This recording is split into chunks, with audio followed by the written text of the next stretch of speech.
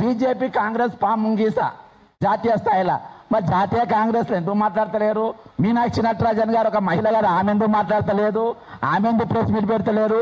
ప్రియాంక గాంధీ గారు ఉన్నావు సంఘటన మీద, మరి తెలంగాణ మీద ఇంత పెద్ద సంఘటన జరుగుతా ప్రియాంక గాంధీ గారు ఇక్కడ రావాలి కదా. అంటే ఇక్కడ ఏమన్నా మీరు కాంగ్రెస్ పార్టీని బీజేపీకి ఏమన్నా మీరు ఏది అదేమో అంటారు కదా దాన్ని, లేదు అది కాదు, ఇంకోటి ఇస్తారు, ఇట్లా వాళ్ళు ఇస్తారు కదా, లీజ్కి ఇస్తారు కదా, ఫ్రాంచైజ్ బీజేపీకి ఫ్రాంచైజ్ ఇచ్చిండ్రు రాయండి. అదే అనుమానం వస్తుంది. మొత్తం బీజేపీకి ఫ్రాంచైజ్ ఇచ్చినట్టుగా కనబడుతుంది. ఎందుకంటే ఇక్కడ బాయ్ లెక్క పనిచేస్తుండ్రు. ఏది ఏమైనప్పటికీ పృథ్వీ అన్న బ్రహ్మాండమైన కార్యక్రమం తీసుకుంటూ వాళ్ళ డిమాండ్స్కి అన్నిటి కూడా నేను కూడా ఏకీభవిస్తున్నా.